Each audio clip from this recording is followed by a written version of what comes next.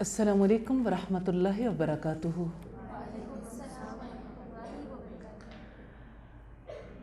نحمدہ ونصلی علی رسولہ الکریم، اما بعد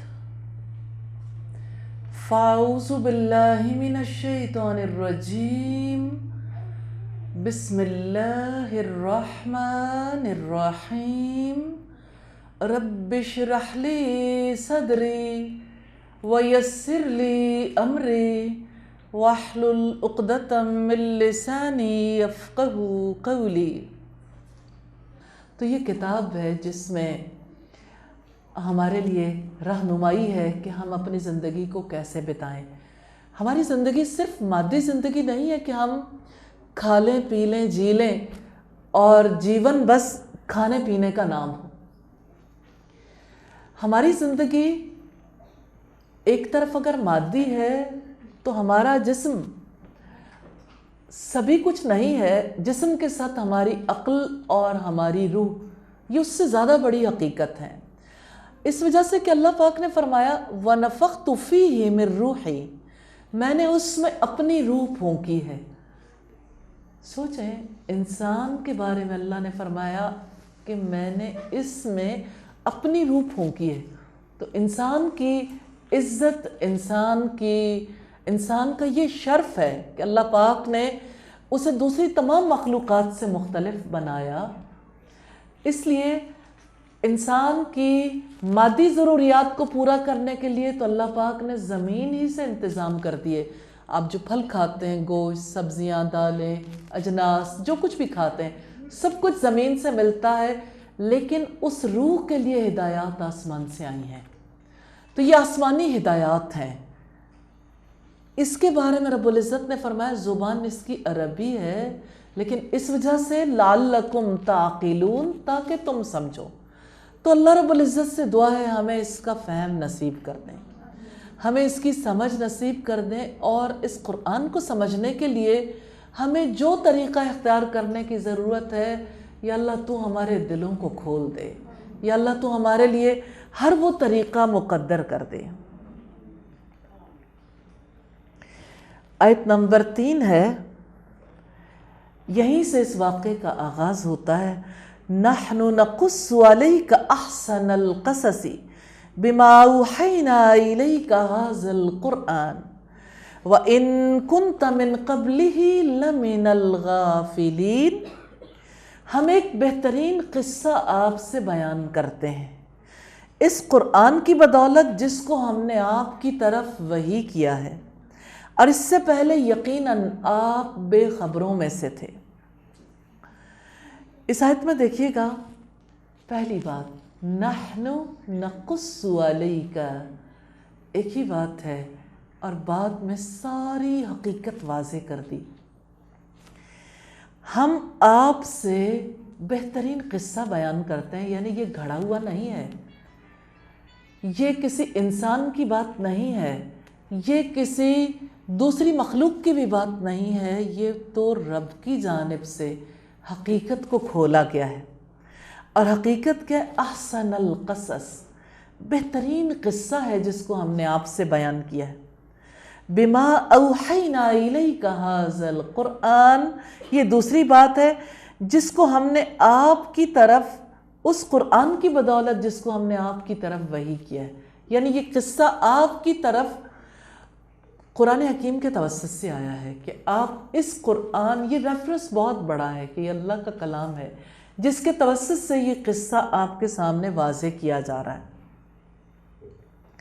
وَإِن كُنْتَ مِن قَبْلِهِ لَمِنَ الْغَافِلِينَ، اور اس سے پہلے یقیناً آپ بے خبروں میں سے تھے، یعنی آپ کو معلوم نہیں تھا کہ حضرت یوسف علیہ السلام اور ان کے بھائیوں کے دلوں میں کیسے نفرت پیدا ہوئی، کس طرح سے حضرت یوسف علیہ السلام کو کنویں میں ڈالا گیا، اور کس طرح سے وہ بک گئے اور مصر پہنچے، کیسے وہ جیل خانے تک پہنچے، پھر مصر کے اقتدار تک پہنچے۔ اس سے پہلے آپ بے خبروں میں سے تھے۔ اللہ رب العزت نے واضح کر دیا کہ آپ صلی اللہ علیہ وسلم نے یہ اپنے دل سے نہیں گھڑا، یہ سچی حقیقت ہے جس کو سب سے زیادہ علم رکھنے والے نے بیان کیا ہے۔ نحن نقص علیک، ہم ایک بہترین قصہ آپ سے بیان کرتے ہیں، یعنی سچائی اور خوبصورتی کی وجہ سے، الفاظ کے چناؤ اور بیان کی وجہ سے یہ سب سے پیارا واقعہ ہے۔ تو بہترین کتاب کا ہر واقعہ ہر پہلو سے خوبصورت ہے، اس لیے کہ یہ اللہ تعالیٰ کی جانب سے ہے جو نقص سے پاک ہے، اور جو ہر چیز کو پیدا کرنے والا، ہر چیز کو اس کا طریقہ زندگی سکھانے والا ہے، اس لیے اس کی جانب سے کسی نقص والی چیز کا تصور بھی نہیں کیا جا سکتا۔ تو صحابہ نے اس قصے کے سننے کی تمنا کی تھی، اس پر یہ آیت اتری، بِمَا أَوْحَيْنَا إِلَيْكَ هَذَا الْقُرْآنَ، اس قرآن کی بدولت جس کو ہم نے آپ کی طرف وحی کیا ہے، یعنی وہ سارے امور جن کو ہم نے آپ کی طرف وحی کیا، جن کے ذریعے سے نبی صلی اللہ علیہ وسلم کو تمام انبیاء پر فضیلت دی گئی۔ وَإِن كُنْتَ مِن قَبْلِهِ لَمِنَ الْغَافِلِينَ، اور یقیناً اس سے پہلے آپ غافلوں میں سے یعنی بے خبروں میں سے تھے۔ نہ تو آپ کسی کے اسٹوڈنٹ تھے، نہ آپ خود سے خبر رکھتے تھے، نہ آپ کے پاس کوئی ایسا ذریعہ موجود تھا جس کی وجہ سے آپ اس قصے کے بارے میں باخبر ہو سکتے۔ تو آپ صلی اللہ علیہ وسلم تو جانتے بھی نہیں تھے کہ کتاب کیا ہوتی ہے اور ایمان کیا چیز ہے۔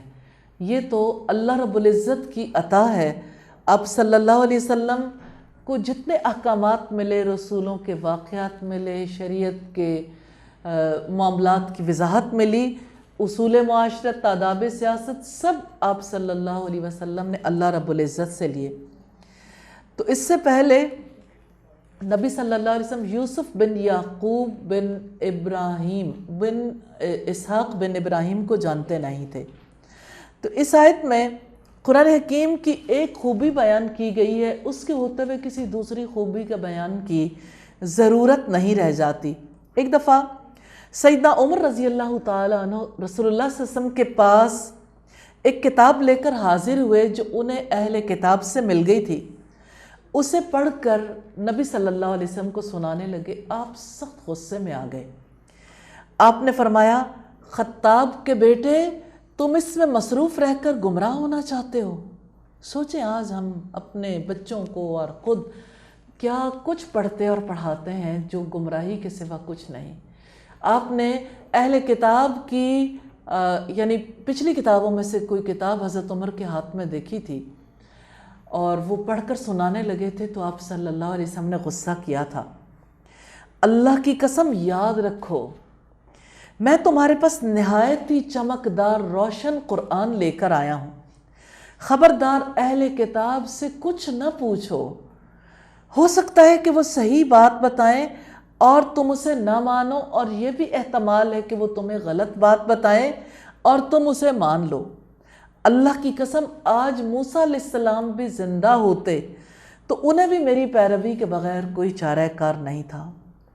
تو یہ بہترین قصہ ہے جس کے بارے میں اللہ پاک نے واضح کر دیا کہ موسٹ اتھینٹک ہے، یعنی اس کی اتھینٹسٹی کے بارے میں کوئی شبہ نہیں کیا جا سکتا، کیونکہ اسے رب العزت نے نازل کیا اور کوئی انسان سکھانے والا یا گھڑنے والا نہیں ہے۔ یہاں سوال یہ پیدا ہوتا ہے کہ قصہ یوسف کو احسن القصص کس اعتبار سے کہا گیا؟ تو ایک پیغمبر کے قصے کی صورت میں اللہ پاک نے انسانی زندگی، خاندانی زندگی کے اونچ نیچ حالات و واقعات کو خوبصورتی سے بیان کیا ہے، اور جو چیز واضح کی ہے وہ یہ کہ اللہ تعالیٰ ہر چیز پر قدرت رکھتا ہے اور یہ اس کی تقدیر ہے۔ وہ ایسی تدابیر کے ذریعے سے اپنی تقدیر پوری کرنے پہ غالب ہے کہ لوگ اسے پہچان نہیں پاتے، اور اللہ تعالیٰ حق کے لیے اٹھنے والوں کی مدد کرتا ہے۔ یہ مدد سیدنا یوسف علیہ السلام کے لیے بھی ہوئی، اور اللہ تعالیٰ مخالفوں کی سازشوں کے باوجود حق پر رہنے والے کو کامیاب کر دیتا ہے۔ بھائیوں کا حسد تھا، تب بھی یوسف علیہ السلام کو اللہ پاک نے وہاں سے نکال دیا۔ اگر عورتوں نے چالیں چلیں تب بھی اللہ پاک نے حضرت یوسف علیہ السلام کو اس پورے ماحول سے نکال دیا۔ بظاہر تو ایسا لگتا تھا جب بھائیوں نے کنویں میں ڈال دیا کہ سیدنا یوسف علیہ السلام کے ساتھ بہت بڑا ظلم ہو گیا، لیکن تاریخ نے ثابت کیا کہ اندھے کنویں سے گزرے بغیر کوئی اتنے بڑے مقام تک نہیں پہنچ سکتا۔ تو بات یہ ہے کہ دنیا میں کتنی ہی بڑی سازشیں ہو جائیں، سازشیں کرنے والے کامیاب نہیں ہوتے، کیونکہ اللہ قدیر ہے اور اللہ اپنے امر پر غالب ہے۔ اللہ تعالیٰ جو چاہتا ہے کرتا ہے اور جس کو چاہتا ہے کامیاب کر دیتا ہے۔ اللہ تعالیٰ نے اس صورت میں کامیابی کی شرائط بتائی ہیں۔ 2 شرائط ہیں، آپ چاہیں تو آپ بھی کامیاب ہو سکتے ہیں، کیونکہ یہ صفات اختیار کرنا ہر ایک کے لیے ممکن ہے۔ پہلی صفت تقوی ہے اور دوسری صبر ہے، یعنی اللہ تعالیٰ سے ڈرنا اور مشکلات کے باوجود حق پر جمے رہنا۔ اس قصے میں حسد اور دشمنی کے باوجود اللہ کی مدد کا بیان ہے، اور اس قصے میں نفس امارہ کی سرکشیاں بھی ہیں، انسانی مسائل اور حادثات کے دلچسپ اور عبرت انگیز پہلو بھی ہیں۔ اس لیے قرآن حکیم نے اسے احسن القصص کہا ہے۔ آیت نمبر 4 سے پہلے قرآن حکیم کے حوالے سے جو ایک خاص بات ہے میں چاہتی ہوں، ایک بات ایسی ہے جس کو رک کر تھوڑی دیر کے لیے ضرور دیکھنا چاہیے۔ قرآن اللہ کی کتاب، یہ کتاب ہے جس نے یہ واقعہ ہمارے سامنے رکھا، یہ کتاب ہے جس کی تعلیم محمد رسول اللہ صلی اللہ علیہ وسلم نے دی۔ ہاں، اس کتاب کا حق ہے کہ اسے دوسروں تک پہنچایا جائے۔ اللہ پاک ہماری مدد فرمائے۔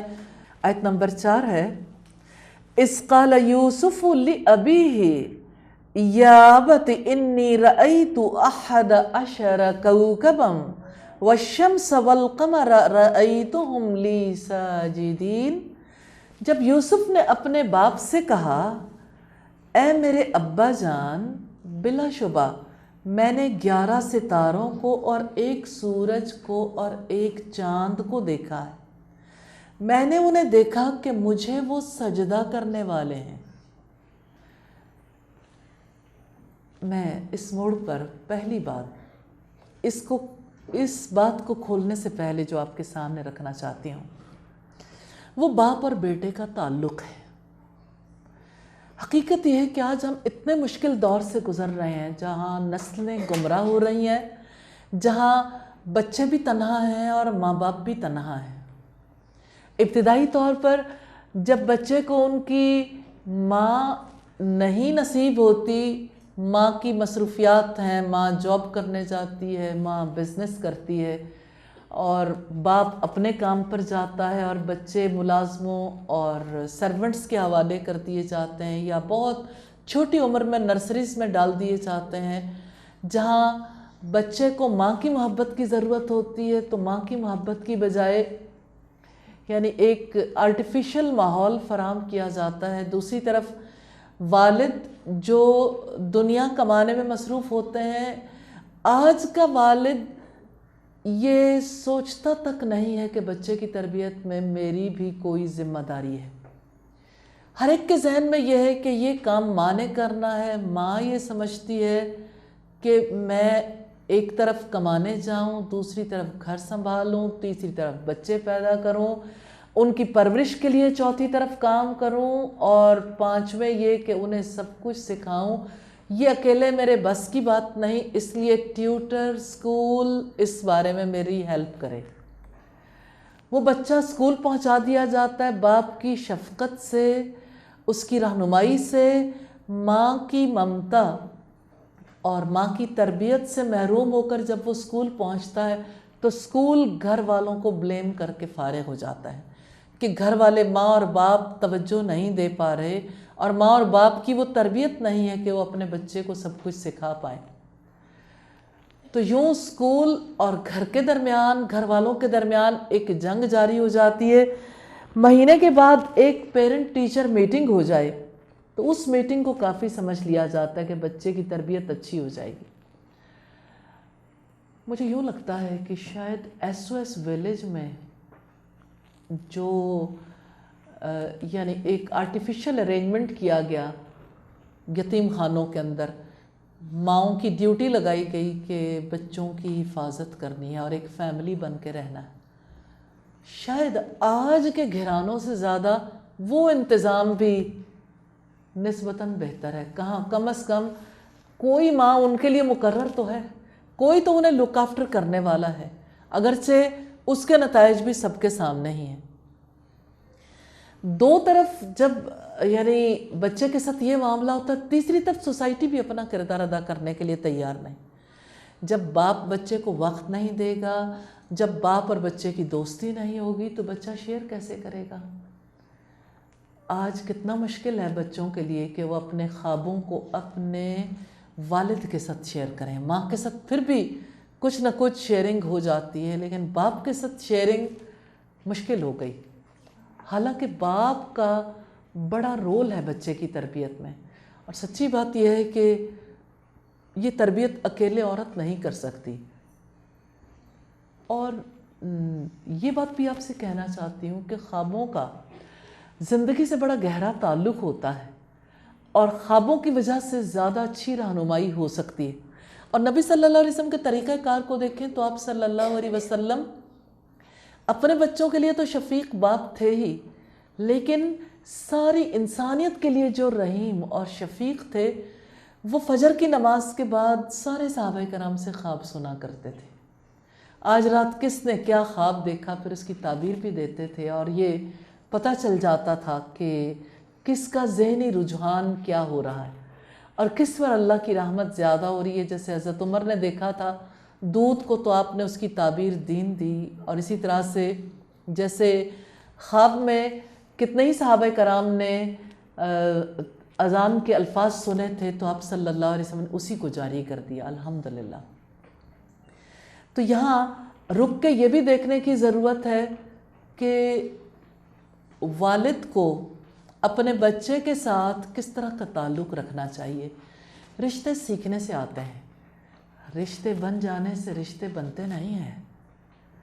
رشتے نبھانے کے لیے، تعلقات نبھانے کے لیے، رول پلے کرنے کے لیے، میں کہتی ہوں کیسی عجیب ہماری سوسائٹی ہے۔ موویز، پلیز، ڈراماز، افسانے، کتنا کچھ سوسائٹی میں لکھا جاتا ہے، اسکرپٹ لکھتے ہیں، اور جس اسکرپٹ کے لیے یعنی محنت ہوتی ہے، اس میں جس کا جو رول ہوتا ہے اس نے پوری طرح سے اپنا رول سیکھنا ہوتا ہے، پھر جا کے وہ اپنا رول پلے کرتا ہے۔